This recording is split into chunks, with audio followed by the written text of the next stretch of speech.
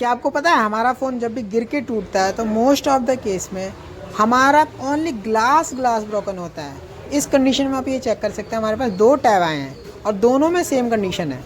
इसमें glass broken है जिसको टच ग्लास भी बोलते हैं। ये iPad 8 जेन आया था जिसका ग्लास ब्रोकन है और एक ग्लास चेंज हो जाएगा, यही डिस्प्ले रिपेयर हो जाएगा। और सेम कंडीशन में हमारे पास जो दूसरा टैब है वो भी सेम कंडीशन है, उसका भी ओनली OC ग्लास होगा, उसका ग्लास चेंज हो जाएगा और वही डिस्प्ले रिपेयर हो जाएगा, जिसमें कॉस्टिंग काफ़ी कम आती है। अगर आपके फ़ोन में भी यही इशू है जिसका ग्लास ब्रोकन है तो आप कॉन्टैक्ट करें डॉक्टर फ़ोन से, हम आपका phone hand to hand repair करके देंगे।